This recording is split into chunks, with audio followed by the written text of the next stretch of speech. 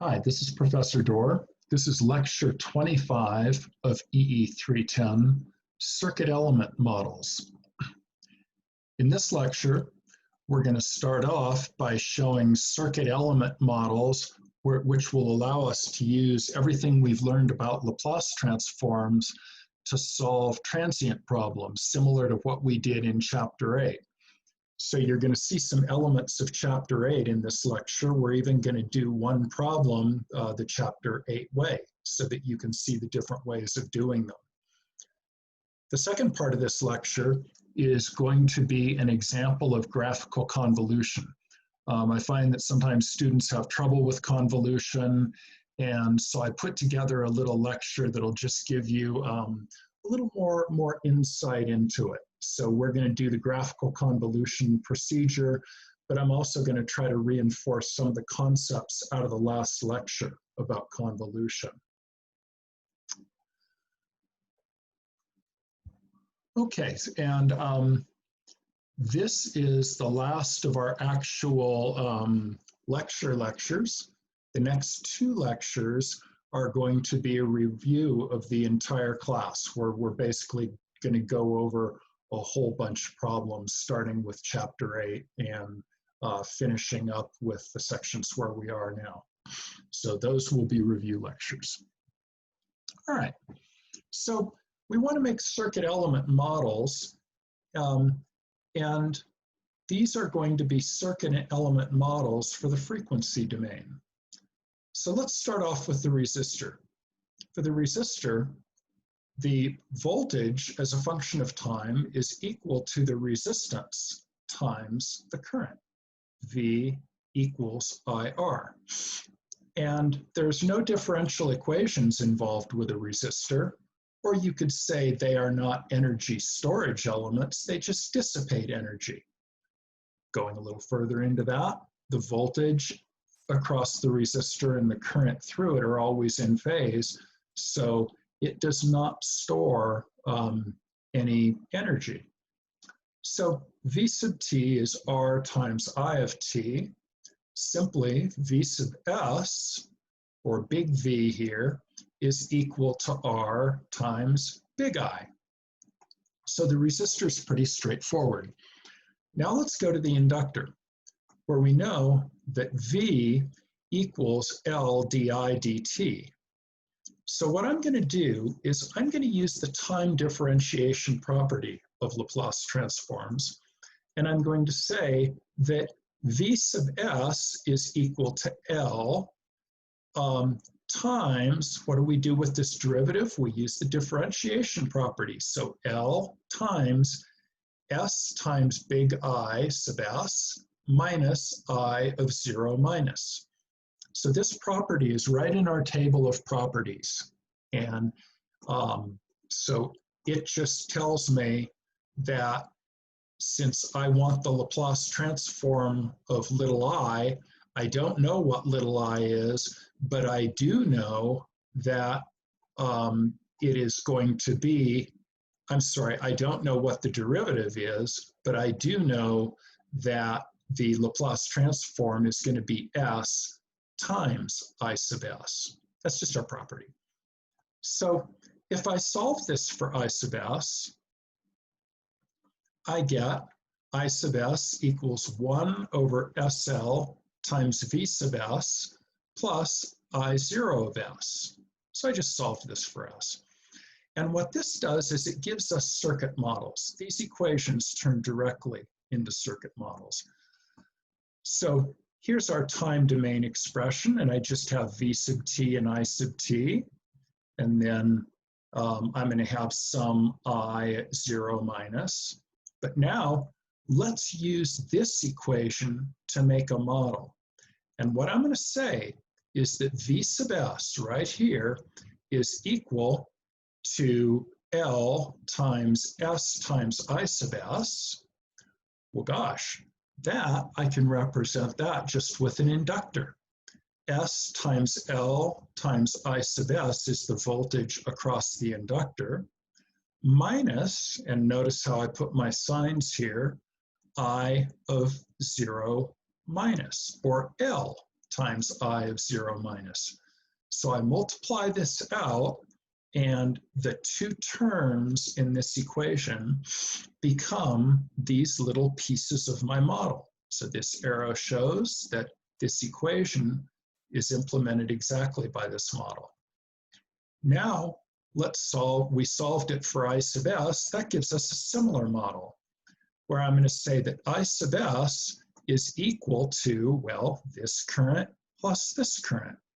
So 1 over SL times V sub s is going to be the current here, right? Because V over SL is going to be I, and here it is. V over SL gives me I. So the inductor represents that perfectly. And the second part of I of S is I of 0 minus divided by S. So I'm going to draw a current source, and it's going to be I of 0 minus divided by S. So these are our two models in the frequency domain for an inductor. And they came from the exact same place, so they tell us the same thing, but this form is probably a little better for mesh analysis, because you could take your mesh current and go right around here and add these up. And this model is probably better for node analysis. Okay. Now let's look at the capacitor, and we'll do something very similar. We're going to say that I is equal to C dV dt. So big I is equal to C times S times big V sub S minus V at 0 minus. Again, I'm using just the differentiation property. So I can take this equation and make a model directly. I is going to have these two constituents, S times C times V sub S, and then V times C. So here is our first component. V sub S divided by 1 over SC is going to be the current here, and V sub S divided by 1 over SC is just V sub S times SC. There it is. So here's our first term. And then minus V of 0 minus, opposite sign. So I have to draw my current source correctly. So here is the model of the capacitor that we might use when we do nodal analysis. I can solve this equation for V sub S, big V, and I get these two terms here, and we can represent these directly. V sub S is going to be equal to the impedance of a capacitor times the current through it. Well, I can represent that just with this capacitor here, plus V of 0 minus divided by S. And that's just this source right here. So I have two ways of representing these components. Now, from our steady state chapters, you might say, hey, wait a minute, inductors just look like inductors, and it's SL. And capacitors just look like capacitors, and the impedance is 1 over SC. But remember, those were steady state models. And for those models, the transient had died down quickly. So that means V at 0 minus is 0. This current is 0, so we're left with just a capacitor. Similarly here, I of 0 minus is 0. And I of 0 minus again is 0. So we're just left with the component. So what we've done is we've augmented our components so that we can use them but for both steady state and transient. And that's why I made this lecture, or this comment right at the top of the lecture. These models work for steady state and transient analysis. Or in other words, if all the initial conditions are 0, then the resistor is R times I sub S. V sub s for the inductor is SL times I sub s, or in other words, V over I is SL. For the capacitor, V sub s equals 1 over SC times I sub s, or V sub s divided by I sub s is 1 over SC, and these are our steady state impedances. So the book, as usual, says it quite articulately. Impedance in the S domain is the ratio of the voltage transform to the current transform under zero initial conditions. And this is our bridge between the steady state and the transient. So let's do a problem. Looks kind of like a chapter 8 problem. We've got our capacitor, and we've got our inductor, and a resistor here, and we've got a current source that's going to start squirting current at time equals 0. It'll give us 10 amps. And all the initial conditions in this problem are 0. So the circuit is sitting there with no current, so this is open, and no voltage sources. Everything is 0. So we want to find V out of t. So here's our strategy, and we're going to do this with Laplace transforms. So first thing we'll do is transform the circuit from the time domain, which is what you see here, because you see the actual component values, but you see this source represented in the time domain. So we'll transform it from the time domain to the S domain. Then we'll determine the transfer function of big V out divided by big I sub I of S, and then we'll compute the inverse Laplace transform of I sub S times this transfer function, or I sub S times V out over I sub S. Of course, I sub S will cancel, and we'll get V out of S. And then we'll invert that V out of S. Here's our inversion right here, and we'll get V out of t. So we're going to do this the Laplace transform way. So first thing let's do is let's draw the S domain equivalent of this circuit.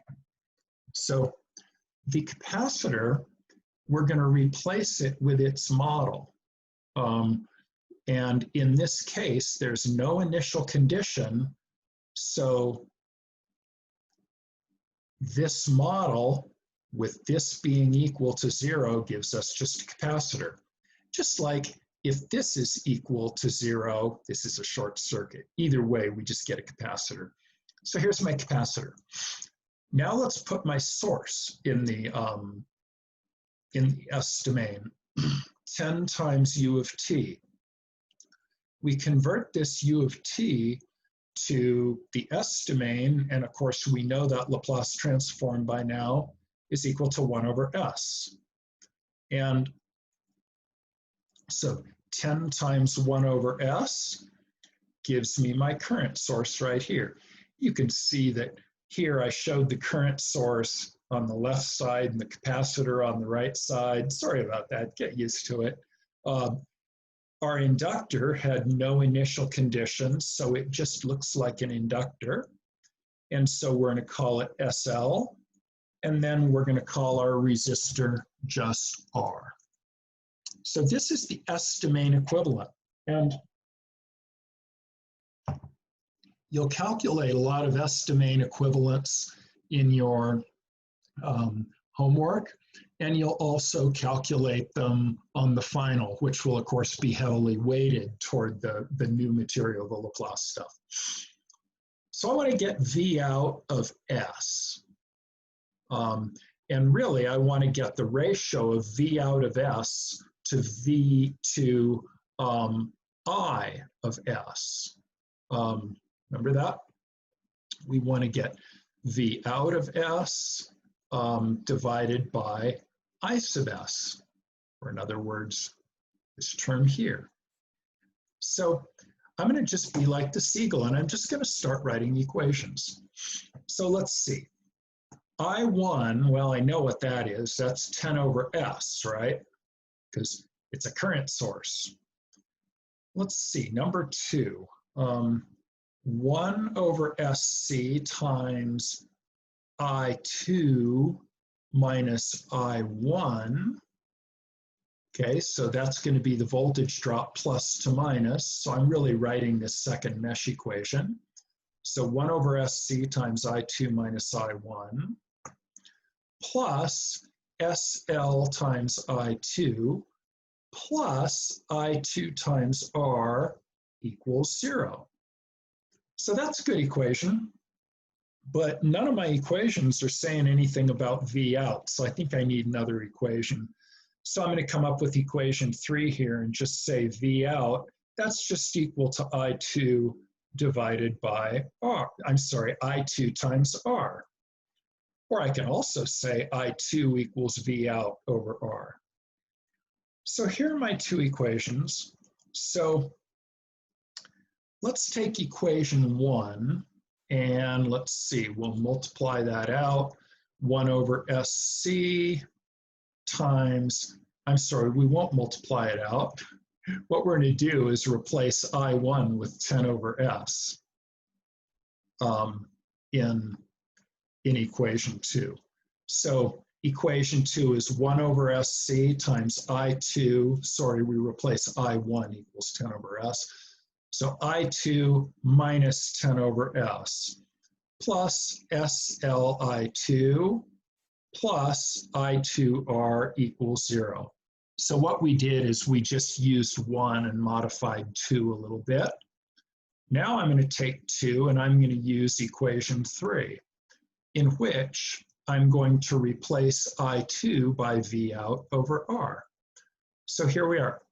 1 over SC times, here's an I2, replace it with VO over R because of equation 3 here.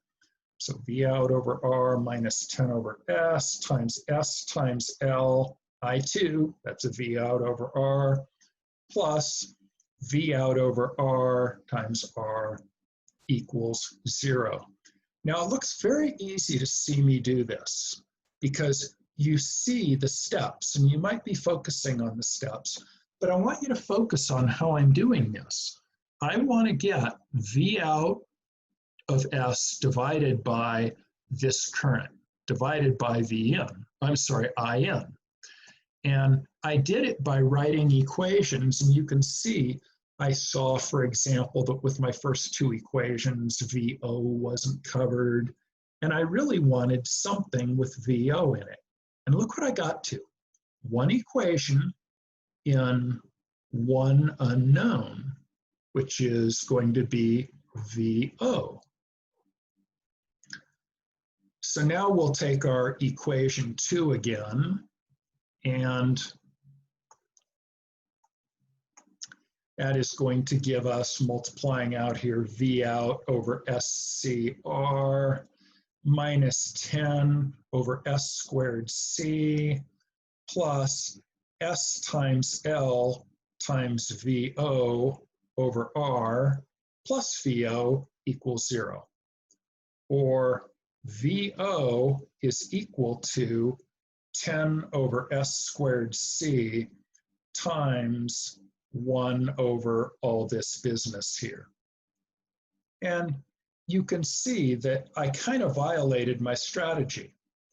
Our strategy was determine the transfer function and then multiply it by I.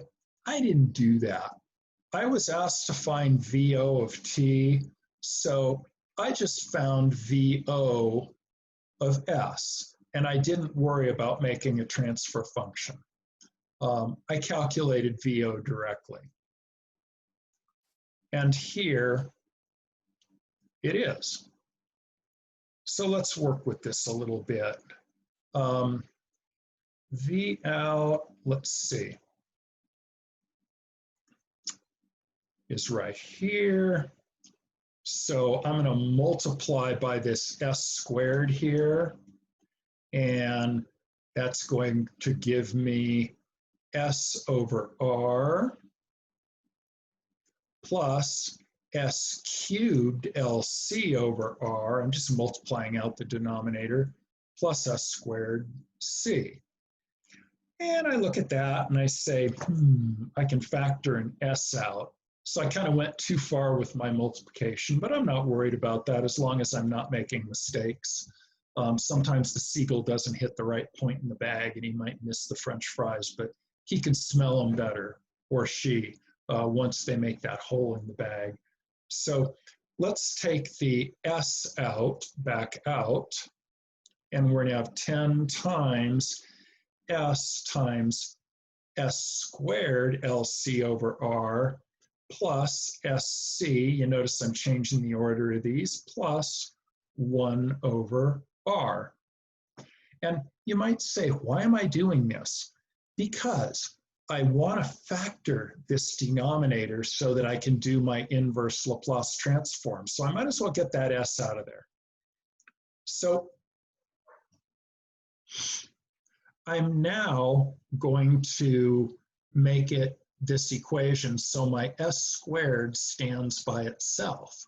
So that means I got to factor out the LC over R. So here it is, I factor that out. S squared is by itself, and then the other two terms are affected by that. And I look at this and I go, whoa, I've seen this equation before. This is the characteristic equation for a series RLC circuit. I say, hey, wait a minute. I go up here, looks like a series RLC circuit to me. So this is just another of those trap doors in EE310. And I'm not going to go into that in detail, but you can see the characteristic equation right here in our Laplace transform formulation. So I have an S squared plus this stuff. I have a quadratic equation, but I really need to know whether this is two simple poles or whether it's indeed a complex pole. Remember that? We said that whenever we get a quadratic like this, we want to try to factor it. Because if it's two simple poles, life gets pretty easy. If it's two complex poles, it gets a little harder. But we have to, what we don't want to do is have two simple poles, but use all your formulas for complex poles. And that's why whenever I see this, I factor this rascal and make sure that, and then figure out exactly what it is. So it's time to put in the numbers, the component values. So in they go. I get S squared plus 4S plus 4. I could use the quadratic formula to find that I would have two roots, both of -2. I could use MATLAB, but I'll save that for the cubics and greater. Or I just look at it and I can see kind of from high school algebra class how to factor that. Looks like we got a repeated pole here. So when I put in all my numbers, V out of S is equal to 160 times 1 over S times quantity S plus 2 squared. So we could get the inverse Laplace transform of this a couple of ways. We can use just our guarantees, which is the way we're going to do it. But here's another way to do it. Solve this thing with properties. Or in other words, break it down. Because look at this. You got a 1 over S. And so you know that that's going to be the integration property. And then you know you have, from there, when you get rid of that 1 over S, you'll have 1 over S plus 2 squared. Well, that's S plus A squared, right? So that's our frequency shift property. So by the time you're done, you're going to have 1 over S squared. And now that's an easy inverse Laplace transform. Now you apply the properties to your time domain result, and you better get the same answer that we're going to get down here. So I say here, get that inverse Laplace transform using properties to study for final. So we did a lot of work. Let's check what we did with initial and final value theorems. Why should we do that? Well, because we can look at our circuit and tell what the value of that voltage is at 0 and what it's going to be at infinity. So let's first do it with the math. Little f at 0 is going to be the limit as s goes to infinity of s times f of s, or the limit as s goes to infinity of 160 times, we multiply by s, so these cancel out. So 160 times 1 over s plus 2 squared. Let's put in s equals infinity. Our denominator goes to infinity, and I get 0.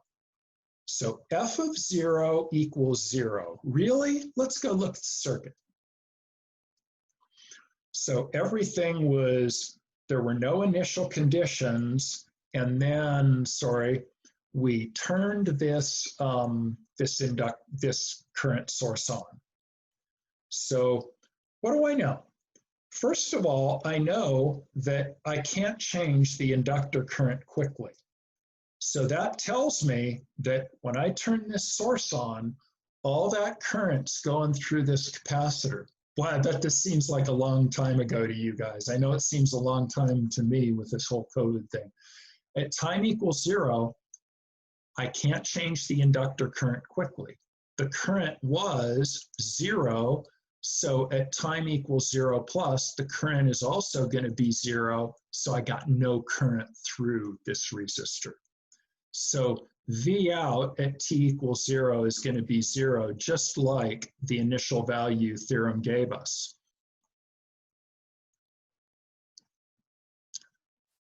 Since that was so much fun, let's now do the final value theorem. And little f at infinity is going to be the limit as s goes to 0 of s times f of s again. So we just get 160 divided by s plus 2 squared. Well, this is going to get interesting because s equals 0. I have 160 divided by 2 squared. That's 160 divided by 4. Even I can do that. It's 40 volts. We really get 40 volts out of this circuit at time equals infinity. Let's go look at the circuit. At time equals infinity, this thing's squirting out 10 amps. I have no current in here, so it's all going this way. And it's steady state, so I got no voltage across my inductor. Not that that really matters. I know that my 10 amps is going through here. 10 amps times 4 ohms gives me 40 volts. So the circuit's telling me the same thing my Laplace transform does. Boy, I enjoy doing this stuff. I like these kind of problems. It's so much more fun when you actually see it come to life in a lab, and it's even better when you watch it come to life on a project or a product that you designed, and they're making bazillions of them and shipping them all over the world. I have to be honest, in all my years in engineering, I've never lost that thrill. So let's go back where we were. We did a whole bunch of math, and so we checked our transfer function at time equals 0 and infinity. We got the right answer, and we're saying, hey, this is great. And so now let's invert this Laplace transform. Like I mentioned up here, do this using the properties. It'll really help you and give you a good example, and you know what the answer is that you're supposed to get. But what we're going to do is we're going to use equation 15.54. And that's one of our guarantees. It's the guarantee for repeated poles. So my guarantee, just like George Zimmer used to say, I guarantee it for Men's Warehouse, until he got thrown off the board and they got rid of it.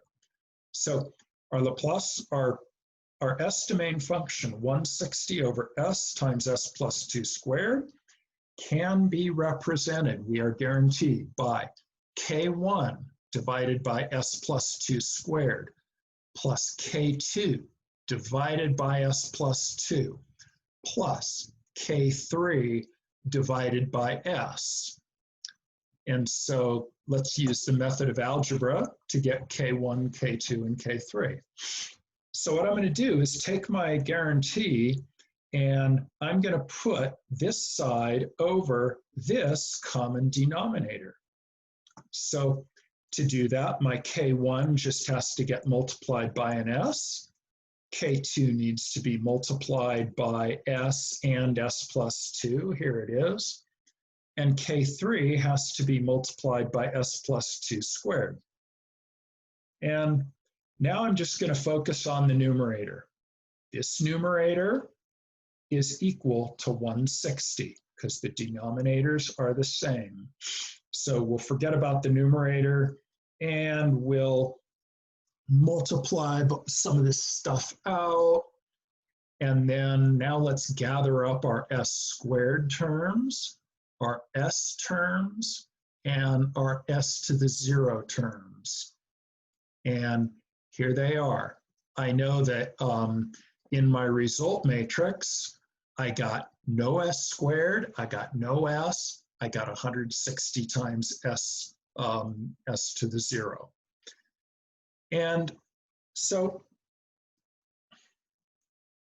I know that K2 plus K3 times this piece of the matrix gives me 0. And so basically these are making up my rows of the matrix. 1 times K1, 2 times K2, 4 times K3. You've been there, you can do this. You invert the matrix using your calculator and you get K1, K2, and K3. So my guarantee ends up being this function right here. And these are easy Laplace transforms or inverse transforms right out of the table. Minus 80 over S plus 2 squared gives me minus 80t e to the minus 2t. Simple pole, minus 40 e to the minus 2t plus 40 u of t. And now I'm going to factor that 40 out, and it looks like I'm kind of moving things around a little bit, but here's my final answer. Let's check it at time equals 0 and time equals infinity, because we've got a circuit and the circuit agrees with the initial and final value theorem. So let's check our equation. F of 0 is equal to 40 times 1 minus 1 minus, ooh, there's a 0 for that t, minus 0 gives me 0. F of infinity, I have 40 minus 0 minus e to the minus 2t goes to 0 faster than t goes to infinity. Don't tell anyone in the math department I did that, but I did that. That limit is 0. It is mathematically tractable, but I am a little glib about that sometimes. 40 times 1 minus 0, F infinity is equal to 40. So I am absolutely sure on this problem. My circuit agrees with my initial and final values, and that agrees with my equation for V out of t. So if there's a problem in this, I am a very unlucky guy, but I don't think there is. I think it's all good. Okay, let's do this problem the chapter 8 way, because everybody can use a little bit of review for the final. So we're going to look at this circuit, and you notice up here, I didn't have to get my derivatives, did I? I just needed the initial conditions. That's another advantage of doing them with Laplace transforms. But here we're going to do it the chapter 8 way. So first thing we notice is we got a series RLC circuit with a forced source, namely this current source right here. So for our series RLC, we're going to get our alpha and our omega naught. And you remember that omega naught is the same formula, whether it's series or parallel resonant, but alpha is different depending whether it's series or parallel resonant. So alpha equals omega naught, and so we're going to say this rascal is critically damped. And so our general form, and go back to chapter 8, useful equations. Go back to this and practice using them, write them down, use them on the final. The general form is responsive T is equal to the forced response plus A1 plus A2 e to the minus alpha t. This is the general form for critical damping. Or, let's see, we can say V sub t is equal to the final voltage condition, or the voltage at infinity, plus, because this is just the value at infinity. Why is that? Because when this t goes to infinity, this whole term disappears. So I know that infinity, I'm just going to get that final voltage, and V sub S is what they used. It's not the Laplace transform S. This is just what they use in chapter 8. So we know that V at 0 plus equals 0, and we know that V at time equals infinity is 40. We've been there before, but let's do it again. At time equals 0, I'm going to turn this source on, and I can't change the current in this inductor quickly. And therefore, all that current's going into the capacitor. Since there's no current here at time equals 0, there's nothing that would make a voltage across this resistor. So V out at 0 plus is equal to 0. At time equals infinity, I have 10 amps coming out of here. There's no current through the capacitor at steady state, so all that current's going through here. 10 amps times 4 ohms is equal to 40 volts. And let's get di dt for that inductor. Why? Because we need dv dt. Remember, in order to use these equations, you need the voltage at time or the response at time equals 0, the response at time 0 plus, the response at time equals infinity, and the derivative of the response at 0 plus. So let's get that. We want dv dt, or dv out dt at time equals 0 plus. And one of the tricks that we did in chapter 8 is we said, you know, dv dt is really just r times di dt. And di dt we can get for inductors. So the voltage here, dv dt, is just going to be r times di dt. So what I really need to get is di dt. And di dt is equal, we know that V equals L di dt. So di dt is V at 0 plus divided by L. Okay, so what I need is V across the inductor at 0 plus. Here we go. We know that this end of the inductor is going to be at 0, and I know that this end is going to be 0 because I can't change the voltage across that capacitor quickly. So at time equals 0 plus, I got 0 here, I got 0 here. That means I got no voltage across the inductor. So di dt is going to be 0. Therefore, r times di dt, which is dv dt, here is going to be 0. So I went through that a little fast, but stop the recording, go back and listen to it again, make sure you understand it. So now I'm going to use my handy dandy little formulas from this chapter 8 useful equations and calculate A1 and A2. A1 is V at 0 plus minus V sub s, that's 0 minus 40.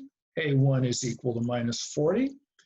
A2 is dV dt at 0 plus, we said that's 0, plus alpha times A1, which is going to be alpha, or what was it, 2, times negative 40. That's going to give me negative 80. Here are those calculations right here. And I'm going to just plug that into my formula for my critical damping. And here is my V of t. And it's exactly what I got when I did this problem with Laplace transforms. I'm going to remind you one more time. I just did the problem the Laplace transform way, and then I did it the chapter 8 way. I want you to do it with Laplace transforms using the properties. And this is a very good use of your time as you study for the final.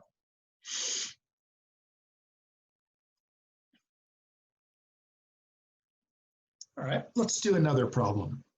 This is problem 16.2. And it looks like an integral differential equation. Boy, that's a long word to me. But here we have some initial conditions. We know that v, little v of 0 at time equals 0 is 0. dv dt at 0 is equal to 5 volts per second. Pretty cool. Time equals 0. The voltage is 0, but dv dt is 5 volts per second. Before we go further, let's look at that. The voltage is 0, but the derivative is 5 volts per second.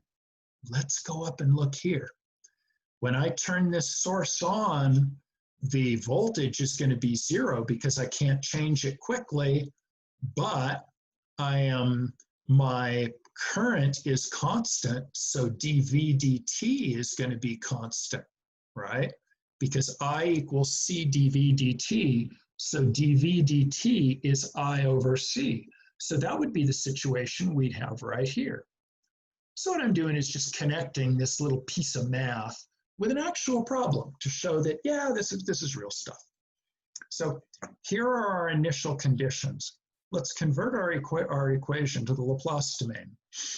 So d squared v dt, I'm going to use the time differentiation property. So I'm going to get s squared times big V minus s times v of 0 minus, well, we're given that's 0, so it went away, minus v prime of 0 minus, that's dv dt, and we are given that that's 5. Plus, now let's deal with this, 5 times dv dt. Using the time differentiation formula again, that's going to be s times v sub s minus v of 0 minus, which is going to go to 0, plus 4 times v sub s. So what I've done is I've converted my equation into the Laplace domain, and one of the big selling points when you took math is you can do differential equations with algebra. And in math, you went, yeah, so what? How often do I have to do a differential equation? Well, when you play with circuits, you get to do them all the time, and they do cool stuff for you. So here I'm just kind of showing how you can convert it to algebra, which is really what the whole phasor technique is all about, right? It's another of our little trapdoors. So I'm going to factor v out of my equation here, and I'm going to get v times s squared plus 5s plus 4 equals 5. Solve for v. Now I have the Laplace transform of v. And here it is. And naturally, you know that I'm going to initially try to factor this, and I do, and I get two simple poles. So let's use the method of algebra. So 5 divided by s squared plus 5s plus 4, our guarantee is that that is equal to a1 over s plus 4 plus a2 over s plus 1. Let's put this side over a common denominator, so I have to multiply the a1 times s plus 1 and the a2 times s plus 4. So I multiply that out, and I have 5 equals, gather up my s terms, gather up my s to the 0 terms. That gives me two equations in two unknowns. I have a1 and a2, and then I just take these simple Laplace transforms right out of that table. By the way, you're going to have the table as one sheet on your final. So when you take the final, I'm going to give you a copy of that table to use. So you don't have to write all those down. So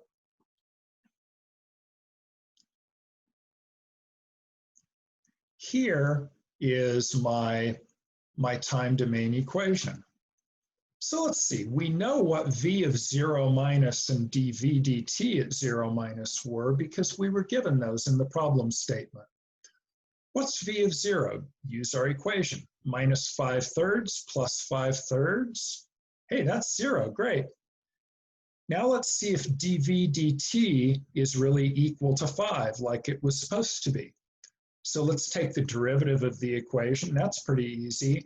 Minus 4 times negative 5, that's going to be 20/3 minus 5/3. So now I've got my derivative. Let's set that equal to 0.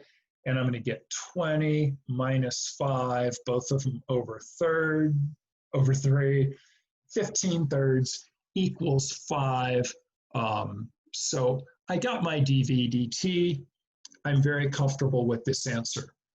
So I don't even need to check it in the back of the book. No need to. Okay. Time for a cup of tea. Okay, tea is served. So now we're going to do a problem out of the book. This is problem 1639. And in the problem in the book, the switch closes at t equals 0. I thought it'd be more fun to make it open at t equals 0. And so that's what we're going to do here. And what we want to do is we want to find I of t. So let's start off by just looking at this thing. What do I see? The switch is closed at t equals 0, or at t equals 0 minus, I'm sorry. So that means I got 20 ohms. This 5 ohms is shorted out, so it's not doing anything. I know I've got no voltage across here at t equals 0 minus steady state, and I have no current through here. So no current is going this way. So at t equals 0 minus, I think what I have is just a 20 ohm resistor in series with a 5 ohm resistor. So I could actually say VA at t equals 0 minus is just going to be 5 divided by 20 plus 5 is going to be a fifth. So it's going to be 10 volts. Okay. I, which is what we're asked to find, at t equals 0 minus, that's going to be 0 because there's no current through the capacitor. So we can kind of triage this. We just got VA and we got I. What's I at t equals 0 plus? At t equals 0 plus, I know I can't change the current through the inductor quickly. And the inductor current is kind of what we're looking at. And so at t equals 0 plus, this inductor current is going to be 0. What is di dt at t equals 0? Di dt, And you might remember in chapter 8, I told you that when you have an inductor like this or a component that's going horizontal, what I usually look at is one end and then the other. So we want to find di dt. Well, v equals L di dt. So di dt is v at 0 plus divided by L. I'm sorry. Yeah, divided by L. So let's look at to get v at 0 plus, let's just say it's this voltage minus this voltage. So at t equals 0 minus, we know that this was equal to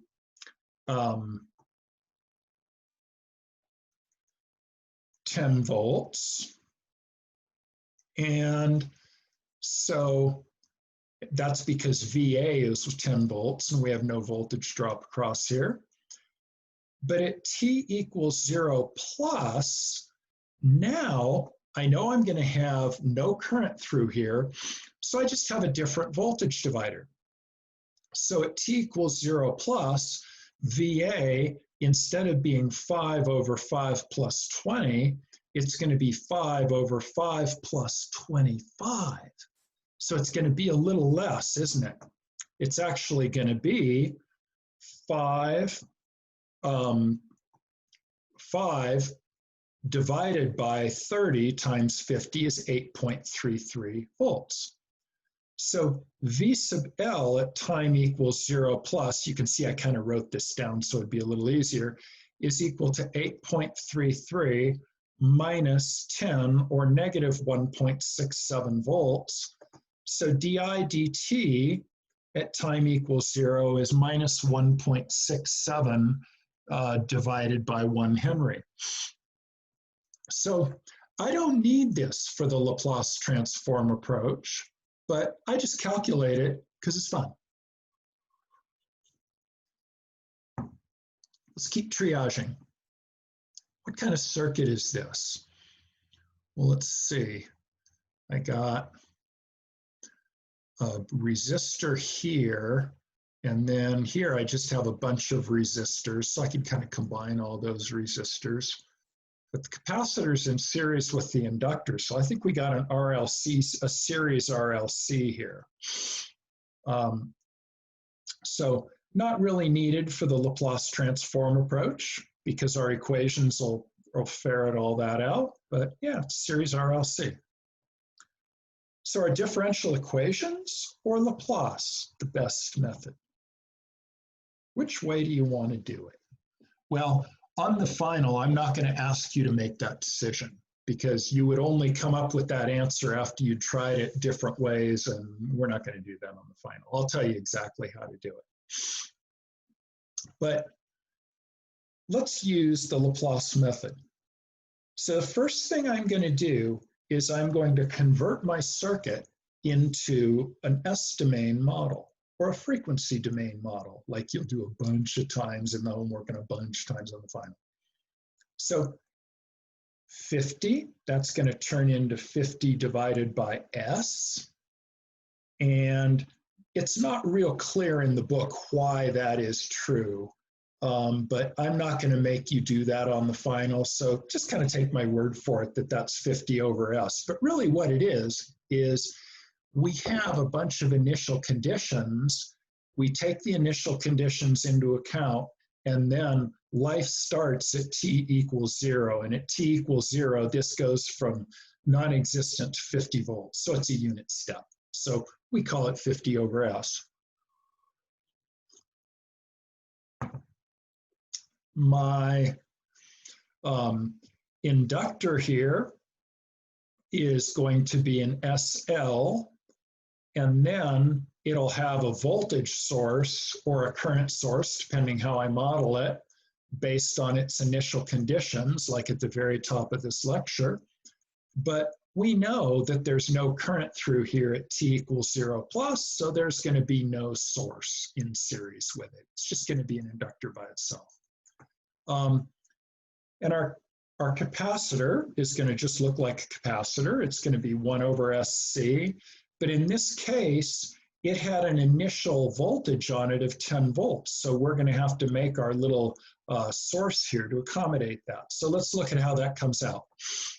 Here's our 50 over S for our 50 volts. Our 25 ohm resistor is unscathed, as is our 5 ohm resistor. Yeah, 25 ohms, right? Because it's 20 plus 5 when the switch is open. Need to clarify that myself. Here's our inductor. There's no source because I of 0 is 0. Here's our capacitor, and here is the source for the initial conditions of the capacitor. Look at the top of the lecture and look at those circuit models again. And note that we don't need those derivatives for the Laplace transform approach, the dv, dt, di, dt, all that stuff. We just need the initial conditions.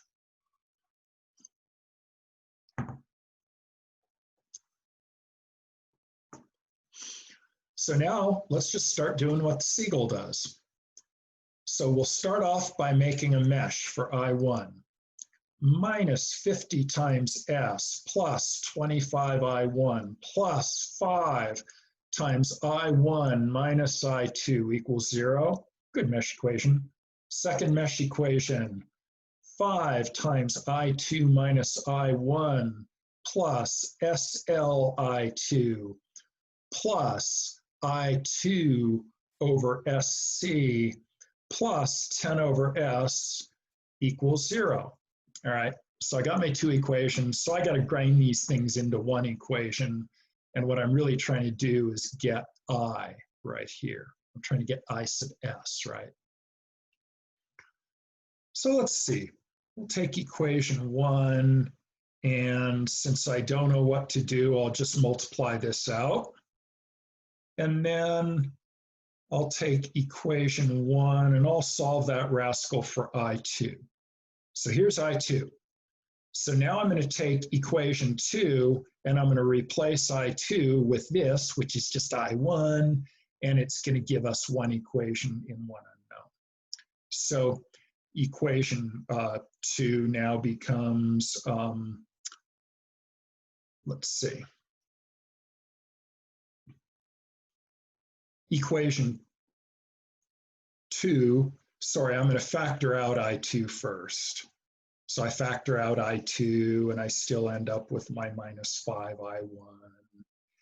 And then at this point, I'm going to replace this I2 in this step with my 6I1 minus 10 over S. So this I2 just got replaced. And I look at all this and I say, I don't like this. It's in one unknown, but man, that's a lot of stuff. I look at that and I say, yuck. And then I go, is there a better way to do this?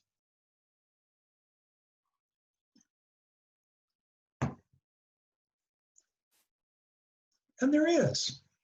I can take everything to the left of this and call it a Thevenin source, can't I? You can see it. I mean, the Thevenin impedance is just 5 in parallel with 25 ohms. The Thevenin voltage is just 50 over S times 5 over 5 plus 25. Now I got, when I represent this as a Thevenin source, I just have one big loop. See that? And the reason I showed you doing it this way is I want to show you that I don't pick the right way. I don't always pick it, even though I've been doing this forever. Here, I was just kind of being dumb like the seagull looking for French fries, but I didn't take a good look at the problem and say, ooh, Thevenin source. So I just wanted you to see that. And I ended up with yuck. So let's restart this thing. I'm going to take everything to the left of this line and make it into a Thevenin source. Take a look at this. And now we're going to come down here. Here it is. And my Thevenin voltage is going to be just 1 over S, sorry, 50 over S times 5 over 25. And that's going to give me this Thevenin voltage right here. Let's see.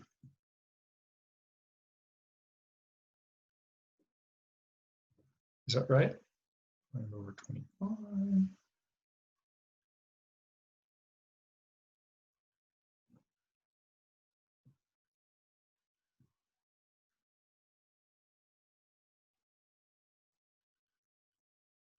Let's see.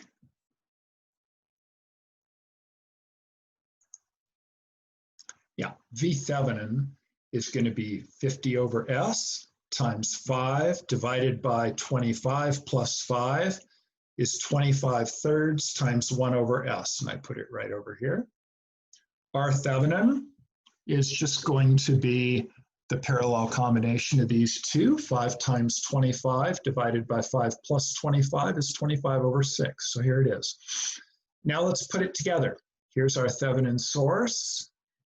Here is the rest of our circuit. Single loop. Here we go. Minus 25 thirds times 1 over S plus 25 over 6 times I plus SLI plus I divided by SC plus 10 over S equals 0. So let's factor out our I, and we put in the numbers, and we get I is equal to this stuff divided by this stuff, and that works out to be this equation. And let's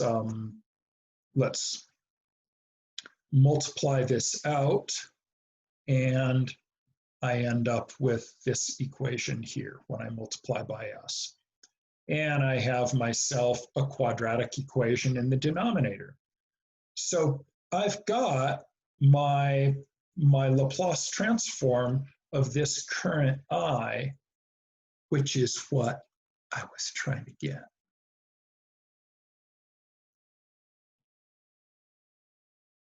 See, here's I.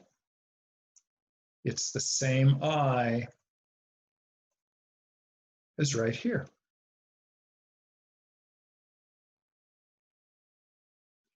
Okay, so now we just have to invert our Laplace transform. What do we always do? Look at the discriminant of that denominator. Because we want to know whether we have two simple poles or a complex, or a pair of complex poles. I do that, and I kind of do it by inspection. B squared minus 4AC is going to be about 16 and a little bit, minus 4 times 25. Ooh, boy, it's good and negative. So what do? I go to my guarantee for complex poles. It's one of our 3 guarantees. Remember, we got simple poles, repeated poles, and complex poles. And I write out my guarantee.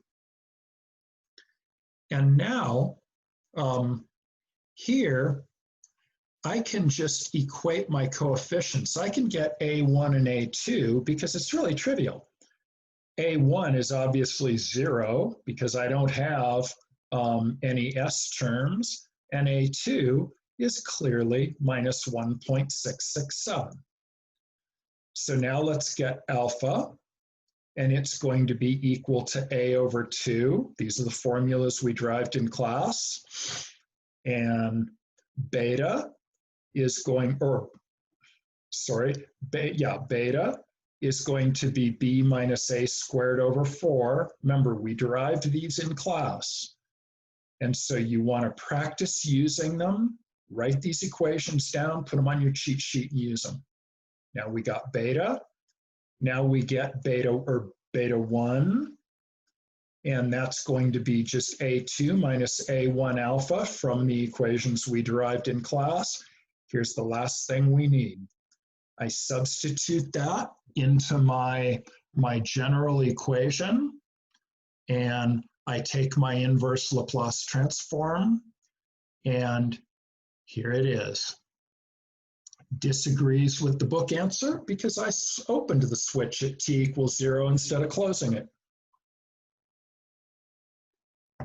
Let's check it against the circuit. I of 0 from our equation is negative 0.3672 times 1. Oh, but the sign is going to give us 0, so I of 0 is going to be 0.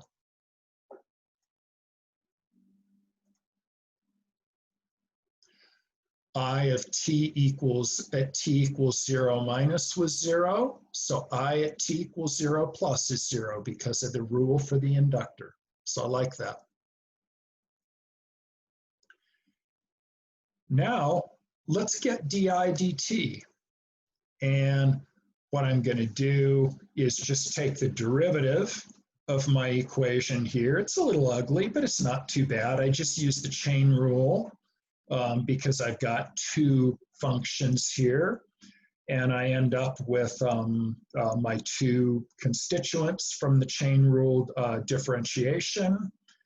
And I end up with minus 1.667 amps per second, which is exactly what we calculated when we triaged the problem. Okay, let's move on to another problem.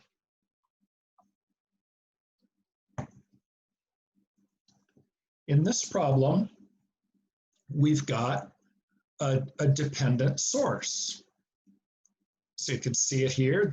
Here is Vx, and this is equal to 4Vx.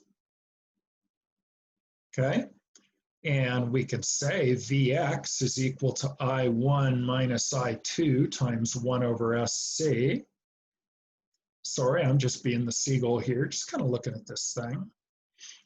And I want to find VA over VS. Looks like VA is also VX, right? I want to find VA over VS. So I'll write a couple of equations. Minus VS plus 3 times I1 plus 1 over SC times I1 minus I2 equals 0. It's a good equation. Not sure if it's going to help us, but I'm just looking for French fries here. Let's do another one.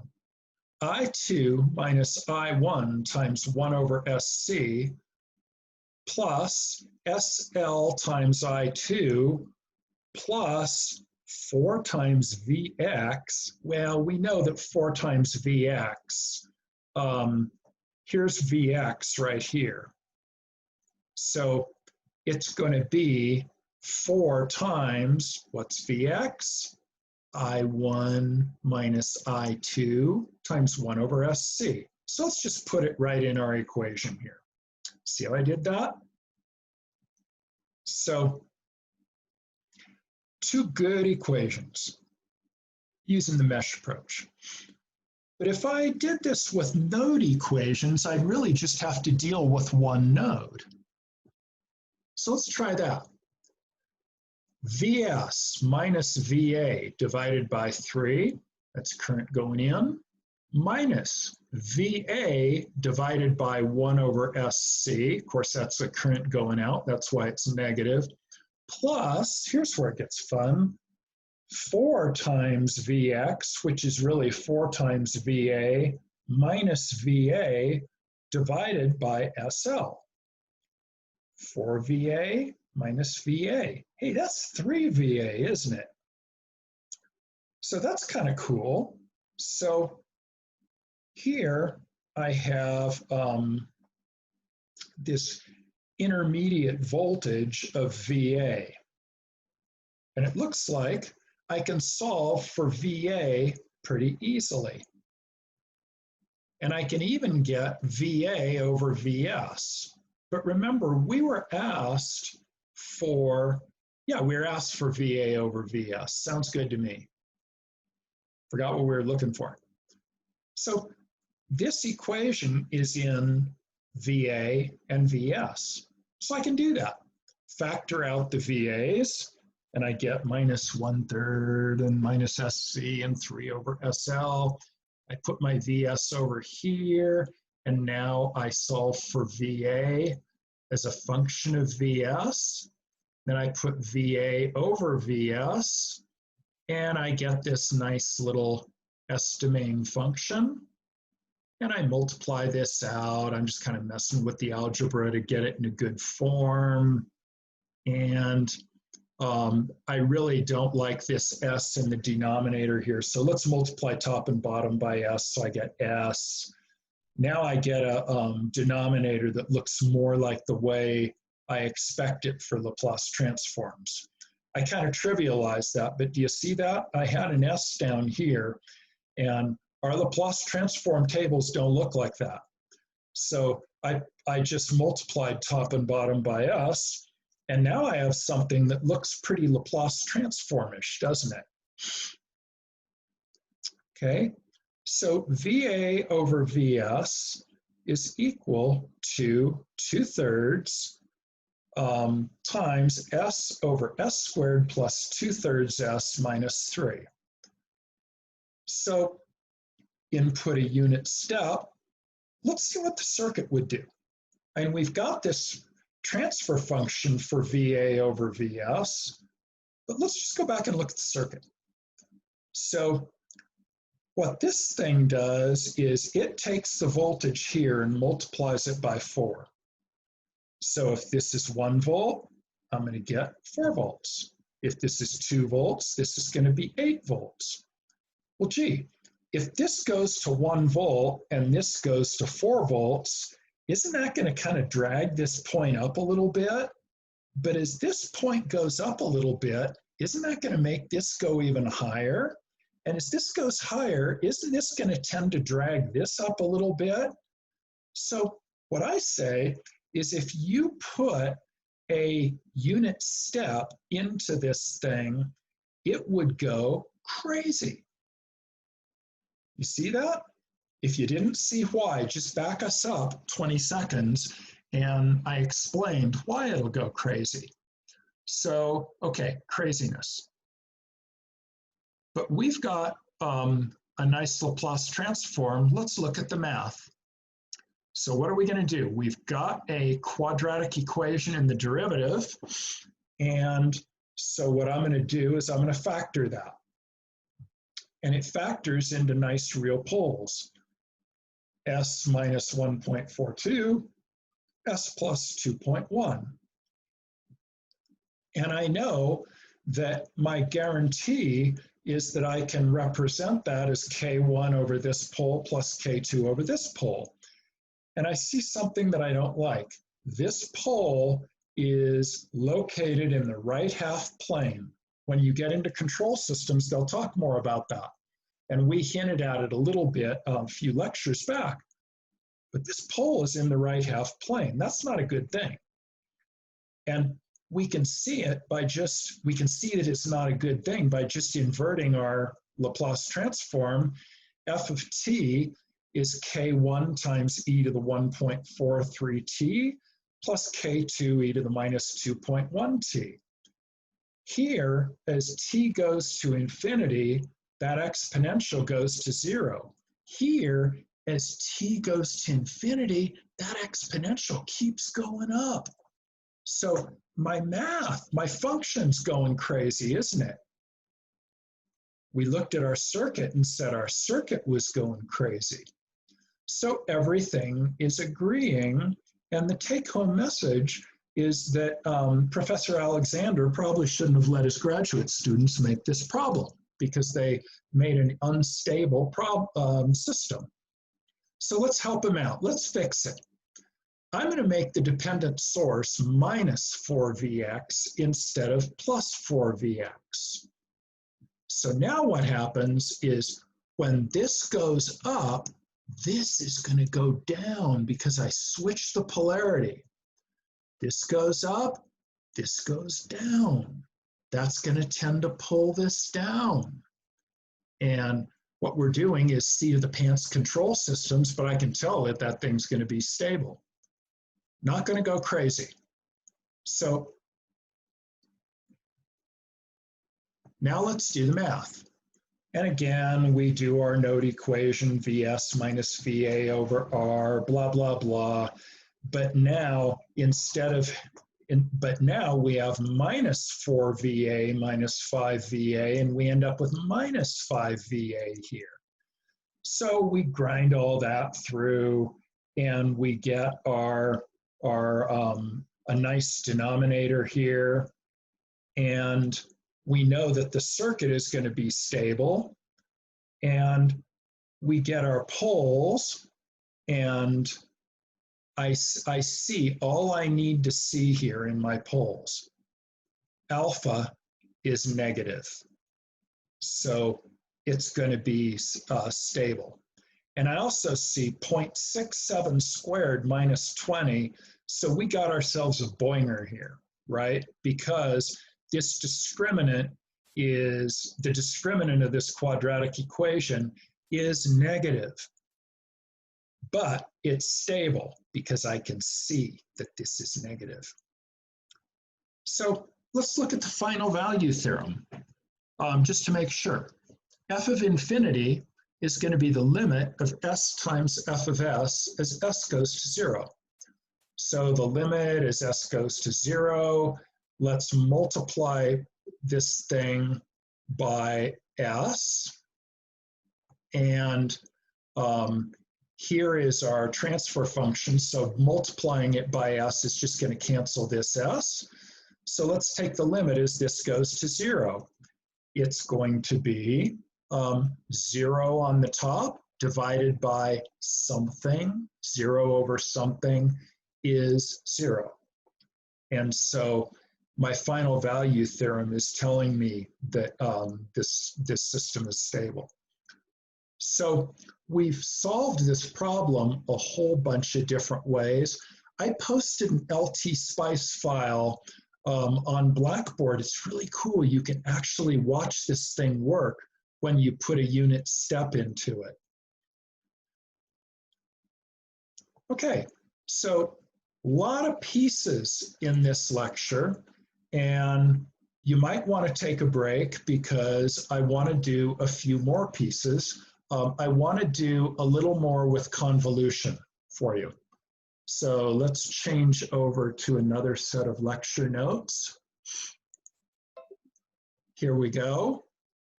And this is going to be, this is an example of convolution that I just came up with, or that I did for office hour last year, and it really helped a lot of people. So I want to do it for you guys. I want to convolve these two signals. Y sub t equals x of t times h of t. Convolution is commutative, and so I can either represent the convolution integral this way or this way. I'm going to give this problem some physical significance. I'm going to say that x of t is the input to a system, and h of t is the impulse response of the system. So h of t, it represents basically our system or our filter or our circuit, and x of t is my input. And here I'm showing that. Here's x of t, it's going in. Here's our system. We can describe that as h of t or big H of s. And then here's our convolution result. And so the convolution result is, of course, the time domain output of this thing. So we're going to slide this in, and we're going to see what this system does to it. This could be Mahler's Fifth Symphony, and this could be York Minster Cathedral. This could be Louis Armstrong blowing away. It's just longer. And this could be a nice jazz venue downtown. So x of t, system input, h of t, impulse response to the output. So let's feed an impulse into our system. Here's my little impulse. I can draw an impulse as well as anybody. Sorry, that's a joke. This has been a long lecture. So I'm going to put my impulse into the system, and it's just going to carve out that impulse response, isn't it? So I put in this thing. I go whack, and out pops uppy, downy, return to 0, because that's the impulse response.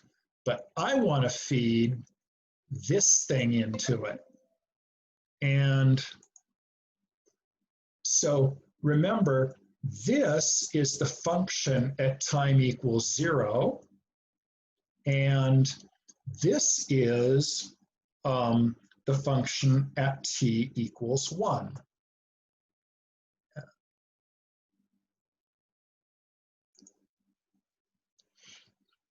Okay, so here is, I can put an impulse here, I can convolve that with the impulse response, and I get the impulse response. So if I take the Laplace transform of the impulse response, or I go down here, I get h of s.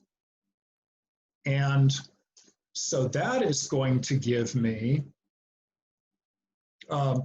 I can use that to get the frequency response of this system. So let's represent our input as a mathematical function. I'm going to take a unit step function, and then I'm going to subtract a unit step function that's delayed, and then I'm going to add a unit step function. And when I add those together, I get our input. So here is our impulse response expressed as a time domain function. And I can get the Laplace transform of that very easily using the delay property, just like we did with acoustics. And here is my Laplace transform of my system. And I can now substitute in s equals j omega t, s equals j omega, and get the frequency response. And you're going to see something that looks like this. It has the maximum response at 0.5 hertz. It has no response at 0 or at 1 hertz or at 2 hertz or any of these other multiples. So now let's convolve these. So for my convolution, what I'm going to do is I'm going to turn my pulse around. You can't really see that because it's symmetric, but I'm going to slide it past this impulse response. This is the lambda axis, or it's all the shift registers in your digital signal processor. So at t is less than 0, there's going to be no overlap, so the output will be 0. Now let's look what happens when this pulse starts sliding over my impulse response. When it is in this area, I'm going to integrate from 0 to t of 1. And that is going to give me y of t equals t. Trick here is setting the limits. Now, let's look at the output when it has gone all the way past there and has pushed its little nose into this area. Now I have two sources of area.